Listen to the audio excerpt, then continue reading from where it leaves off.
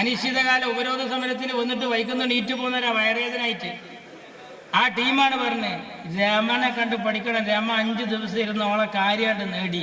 ആണ്ട് 1000 കോഴിക്ക് അരക്കാടാന്ന് പറഞ്ഞ പോലെ 1000 പിണറായിക്ക് അര രമ മതി എന്ന അർത്ഥത്തിലാണ് കേരളത്തിന്റെ കാര്യങ്ങൾ മുന്നോട്ട് പോയത്. നിങ്ങളോ നേടിയോ? ഇല്ല. എന്നിട്ട് ഇങ്ങനെ വർത്തമാനം പറഞ്ഞതിലൊന്നും യാതൊരു പിടുത്തമില്ല. ഇപ്പൊ എന്തൊക്കെ ഒഴുതില്ല. ഇവർക്കുണ്ട് ഒരു സുരേന്ദ്രബാബു എന്ന് പറഞ്ഞിട്ട് ചാനലിൽ വരാണ്. സുരേന്ദ്രബാബു മൂപ്പര് ഇങ്ങനെ വന്നു കഴിഞ്ഞാൽ എന്താണെന്ന് നമുക്ക് തന്നെ പിടുത്തം കിട്ടൂല. നമ്മളൊക്കെ വീണു എന്നുള്ളതിന് മൂപ്പര് പറയല്ലേ എങ്ങനെ അറിയോ? വലതുകാലിന്റെ സ്വാധീന ശക്തി വാനലോകത്തേക്ക് ഉയരുകയും ഇടതുകാലിന്റെ സ്വാധീനം ഭൂമിയിലേക്ക്, അതിനെന്നാണ് ഈ ബുദ്ധിക എന്ന് പറയാ. ഇയാളിങ്ങനെ തലക്കത് ഇങ്ങനെ പറഞ്ഞുകൊണ്ടിരുമ്പോൾ വിചാരിക്കുന്നത് വേറെന്തോ സംഭവമാണ്. നിങ്ങൾ വിചാരിക്കുന്ന ആ വരട്ട് തത്വവാദം, ആ കമ്മ്യൂണിസ്റ്റ് ചിന്തൊക്കെ ജനങ്ങൾ വിട്ടിക്കണ്. നിങ്ങൾ വിചാരിക്കുന്ന പോലെ ഒന്നല്ല. നാട്ടുകാർ ഇതൊക്കെ കാണുന്നുണ്ട്. എല്ലാ ചാനലും കാണിക്കുന്നത് പോലെയല്ല നിങ്ങൾ കാണിക്കുന്നത്. നിങ്ങൾക്ക് വല്ല ഗുണമുള്ളത് മാത്രം നിങ്ങൾക്ക് എതിരാകുമ്പോൾ അങ്ങനല്ല. അന്ന് മറ്റു ചാനലുകൾ അങ്ങനല്ലല്ലോ.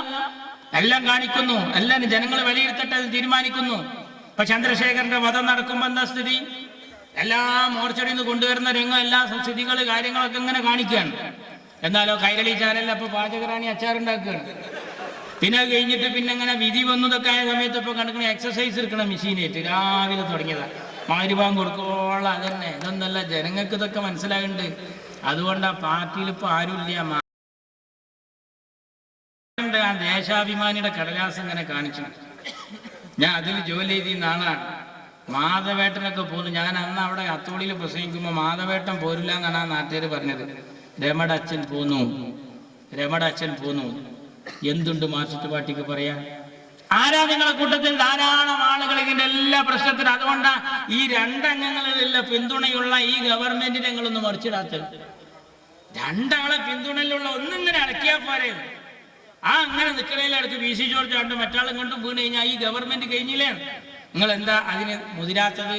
ഒരു തെരഞ്ഞെടുപ്പിനെ നേരിടാൻ പാർട്ടി ഇപ്പോൾ ഫിറ്റല്ല. ഉള്ളിൽ വമ്പിച്ച